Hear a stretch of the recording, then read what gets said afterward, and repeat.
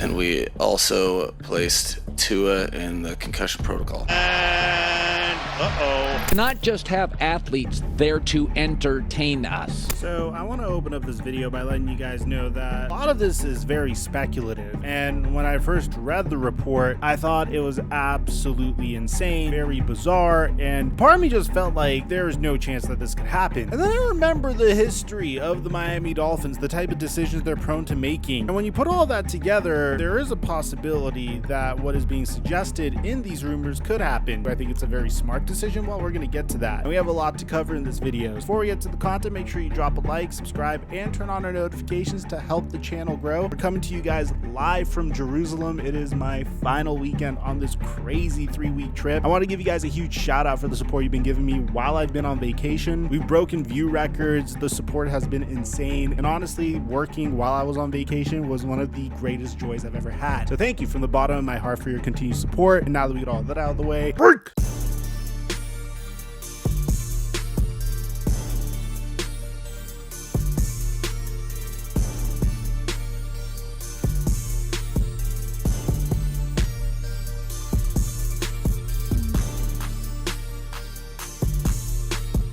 Mic check 1 2 1 2. What's going on, everybody? I wanted to open up this video with some fairly good news. I know this isn't a full-on Damar Hamlin update video, but things are getting better from that front. We officially got word Damar Hamlin got his breathing tube removed. He is FaceTiming with his teammates, talking to them just like normal. It's a miracle, honestly. It seems like the best outcome that could have possibly happened in this instance ended up happening, and honestly, just seeing the good that's come out of this, seeing the amount that was donated to his charity, seeing how much the NFL community came together during this one dark moment, and it ending on a very positive note is just something that we could all be happy about. But now we turn our attention to another team in the AFC East, a team that I have to admit, it seems like I've had a brand new report on this team almost every 3 months for the past 2 years. I mean, when I think about the Miami Dolphins, man, I think about the fact that this team was very close to trading for Deshaun Watson during last year's trade deadline. This is a team that was consistently trying to find a replacement for Tua very shortly after drafting it, and it seemed like they were very willing to give up on Tua during the first couple of years of his career just because he didn't burst onto the scene the way Justin Herbert did. And when the Dolphins decided not to give up 3 first-round picks to trade for Deshaun Watson, which gotta admit, so far for the Cleveland Browns, that's not really looking like a great trade. Let me know if you think we have enough of a sample size to cover that in its own video. I'm kind of on the fence because obviously the man's rusty, and maybe we need to wait for a full offseason before we really could see what he could do with the Cleveland Browns, but I'd like to get your opinion. Let me know if you're ready for that or if we should table that for next year. But that didn't mean that the Miami Dolphins didn't make bold decisions of their own. If it wasn't canning their quarterback prematurely, well, they definitely decided to can their fairly good head coach very prematurely. I mean, Brian Flores, in my opinion, should have never been fired to begin with. That's not to say that Mike McDaniel wasn't a good head coach so far, and obviously the more hardcore Dolphins fans probably feel some type of way about Mike McDaniel, but from the very get-go, man, if you ask me, Brian Flores consistently was building towards a brand new culture with the Miami Dolphins, and he was doing it in the right way. He even said specifically in his lawsuit, at least he alleges in his lawsuit, that the owner of the Miami Dolphins really wanted to bring Tom Brady to the team. Well, he said it in very vague terms, that there was a very high-profile free agent during the 2020 NFL offseason who just happened to conveniently meet with him at the marina when Brian Flores arrived in an effort to try to get Brian Flores to agree to signing him. Brian Flores ended up walking away immediately, and apparently one of the reasons why he was fired was because he just didn't see eye to eye with the ownership, which in my opinion is a good reason to fire a coach, even if he is successful. Immediately once Brian Flores was fired, the rumors turned to a brand new head coach that would have been a huge splash. There were these rumors that the Miami Dolphins were targeting Sean Payton and were trying to get him to team up with Tom Brady. Now, there would have been severe logistics issues, and apparently Tom Brady was very interested in this. He wanted to have some sort of minority role as well, if you guys remember. But the Miami Dolphins ultimately weren't able to swing that. The Tampa Bay Buccaneers weren't willing to give up Tom Brady. Bear in mind, he had a very prolific season last year when he had an intact offensive line. So the Miami Dolphins pivoted towards plan B. And to be honest, in some instances, in its own weird way, it kind of paid off, but it kind of didn't. This season has been nothing short of a mixed bag for the Miami Dolphins. First step was hiring Mike McDaniel from the Kyle Shanahan head coaching tree. And man, Mike McDaniel was one of the most charismatic coaches that you could have possibly brought in. This is a head coach that truly knows how to engage his players. I mean, you're talking about a quarterback that probably feels very defeated in Tua Tagovailoa. The Dolphins literally tried to replace him with two other quarterbacks since drafting him up until this point. He's only played a handful of games. He seems to be average at best. Mike McDaniel does this thing where he takes a Tua Tagovailoa highlight tape to show him how awesome he is, really boosts Tua's self-esteem. And in the very beginning of the season, it seemed like Mike McDaniel really helped Tua tap into his fullest potential. But unfortunately, he dealt with a situation that I don't think any head coach could have possibly dealt with in a very good way. I mean, we've talked about it before. Tua Tagovailoa sustaining that hit against the Buffalo Bills when Matt Milano hit him. He stumbled and Mike McDaniel thought he was okay, so he sent Tua back in. 4 days later, he played on Thursday Night Football and he sustained that crazy hit versus the Cincinnati Bengals that sent him into a fencing response. You remember when he threw up his hands the way he did? And then ultimately he sustained a very hardcore concussion, which by the way was followed by a losing streak for the Miami Dolphins after opening the season with a winning streak. Tua would then come back and once again it would be a mixed bag before he would sustain another concussion versus the Green Bay Packers. And we also discussed that entire situation in its own video. So at this point you might be thinking, Mike, what's the point of talking about all this? Well, there are rumors that are suggesting that the Miami Dolphins are seriously considering firing Mike McDaniel. It seems like the ownership of the Miami Dolphins at this point are just losing patience with this Dolphins team. And to be honest, I could understand the disappointment. I mean, this team definitely had moments where it seemed like they were going to contend and be a very tough team to face off in the playoffs. At the same time, a part of me is wondering what the expectations were. Let me bring you guys the earliest report I got, and that's from a Miami Dolphins fan account. And don't worry, we have very credible sources in addition to fan accounts, but I just felt like this was an interesting thing to include. And that's general manager Chris Grier made a dozen bold moves. Quarterback Grier drafted is not durable. Bradley Chubb, who Grier added in trade, has not delivered. The many first-round picks Grier had led to one question: where's the payoff? Very valid question if you think about it. I mean, Miami Dolphins swung an incredible trade where they traded Laramie Tunsil, and as a result of the Laramie Tunsil trade, they were able to build their team. I mean, this is a team that got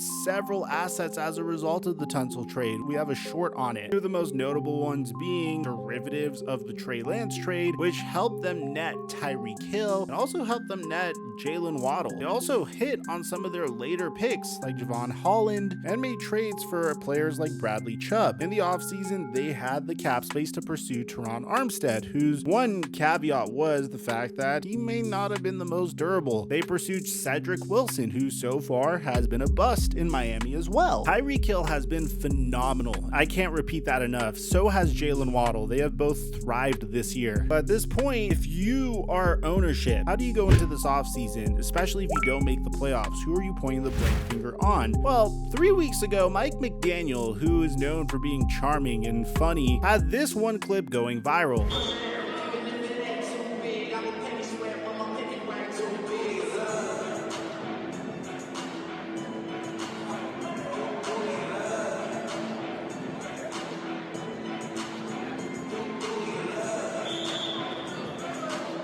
The thing that's making me think that these rumors about him potentially being fired are true is the fact that recently he isn't dancing around to hip-hop classics. As a matter of fact, he's walking around practice like this.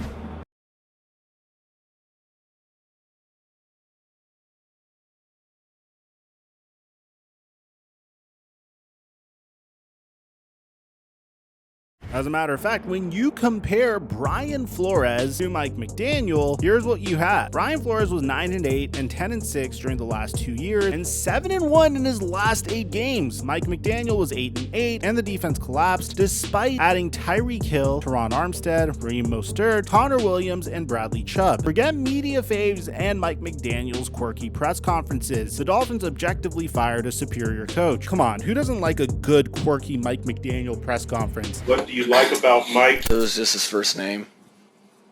I thought there was something good there, and it reminded me a lot of myself and his physical appearance. Ultimately, what do I think about this situation? I think this would be a horrific mistake. Here's where we're getting this from. Again, it's a rumor. I don't know how true it is, but according to this article, if the Miami Dolphins win their season finale and sneak into the playoffs, owner Stephen Ross might look the other way on those 5 consecutive December to January losses because it will feel more like a skid than a collapse. But if the Dolphins go from 8-3 to 8-9 and on the playoffs, everybody's job is at risk. Here's the thing, very face value, I think there's no way this could happen. And then I remember this is the Miami Dolphins. They already fired a very successful head coach that won 7 out of his 8 final games for the franchise to bring on Mike McDaniel. So Barstool Sports actually has a very good article on this, and in it, Warren Sharp actually puts into detail some of the issues that the Miami Dolphins are facing offensively, citing that the Dolphins are struggling with completing deep passes currently in the earlier part of their offense. Consequences are, if you don't complete deep passes, then you usually set up your offense for a third and very long. During the last 3 weeks, Miami is number 1 in early down target depth and number 1 in third down yards to go. And as a result, they're number 32 in third down conversion rate. So the answer to this is the Dolphins must lower Tua's target depth. It's grown to insane rates. Early downs, first half of games, 8.6 air yards weeks 1 to 4, 9.1 in weeks 5 to 10, and 12.3 in week 11 plus, which puts a lot of pressure on the quarterback, wide receiver, and the offensive line. Need to get the ball out faster and easier into playmakers' hands, which is something that I'm not shocked that they haven't done already because, again, Mike McDaniel comes from the Kyle Shanahan coaching tree. The whole reason why I thought this was going to be a grand slam is I expected Tua to be placed in a Jimmy Garoppolo-like offense. To be honest, Tua has really shocked a lot of us. He's been able to make throws that Jimmy Garoppolo just couldn't make. Now, the Dolphins might get some help. The fact that the Buffalo Bills and Cincinnati Bengals game is going to potentially result in an 8th team being added to the AFC playoffs would obviously give Mike McDaniel and the Miami Dolphins an additional boost. According to this article, if they do miss the postseason and lose their 6th straight game to the New York Jets on Sunday, Mike McDaniel may be on the hot seat. And to be honest, he really shouldn't be. I mean, I'm a Dallas Cowboys fan, so I've definitely seen my share of underqualified head coaches, unfortunately, in the entire division, by the way, just not only from the Dallas Cowboys, but also from the Washington Commanders and the post-Tom Coughlin era New York Giants. And for the Miami Dolphins to have 2 very good head coaches, and to move on from the first one, Flores, I'll say over and over again, is a phenomenal head coach. He was really carving out an identity for the Miami Dolphins. For Mike McDaniel, and then deciding to can Mike McDaniel after 1 year, I mean, Mike McDaniel would literally have a brand new job within the week. Has he made mistakes so far? Yeah, of course he has. But Tua Tagovailoa concussion situation may have been difficult for him to navigate. Hoping he learned a lesson from that, but at the same time, he's not a team doctor. In addition to that, it seems like the Miami Dolphins have had a lot of issues with injuries. According to ESPN, they've struggled to run the ball because they are 20th in run block win rate. And Pro Football Focus has them 31st in pass blocking. They have a ton of injuries on defense and their offensive line is banged up as hell. They still rank 6th in total yards and top 10 in points per game despite that, and a lot of that has to do with Mike McDaniel's ability as a head coach. And that's before we talk about the fact that he was able to elevate Tua Tagovailoa into a conversation where Emmanuel Acho was hyping up Tua over Justin Herbert. And I'm not going to say whether that's warranted or not, but the fact that we're even making this comparison and having this conversation this year is phenomenal. If we were making Tua versus Herbert comparisons last year, everyone would automatically laugh at you. Tua's thrown 25 touchdowns and 8 interceptions this year. He's had the highest QBR and passer rating of his career so far. He's completed 65% of his passes, and if he would have been able to stay healthy throughout the year, he could have potentially pushed for over 4,000 yards. Sure, the Miami Dolphins could potentially make the playoffs, but at the end of the day, even if they do make it to the playoffs, if Tua doesn't play, this team doesn't really have a chance. At the end of the day, the Dolphins got banged up at the wrong time. I think that plays a huge part into why they haven't had success recently. Do I think Mike McDaniel could get fired? I'd hope not, because he's a very good head coach. But would it shock me if the Miami Dolphins did something this stupid? Well, considering the fact that they were really close to giving up 3 first-round picks for Deshaun Watson, they fired Brian Flores so they could try to bring in Sean Payton and Tom Brady. They pivoted from Tom Brady and Sean Payton to Tua, Tyreek Hill, and Mike McDaniel. I mean, really, anything could happen with with this team. Let me know in the comment section down below what you guys think about all this. Do you think the Dolphins will fire McDaniel? Would it shock you if they fire McDaniel? Should they fire McDaniel? Personally, I'd say no. I am not a huge fan of canning coaches after 1 year unless they're Nathaniel Hackett or Urban Meyer levels of bad. I'd like to hear what you have to say. Aside from that, I'm your boy Mike.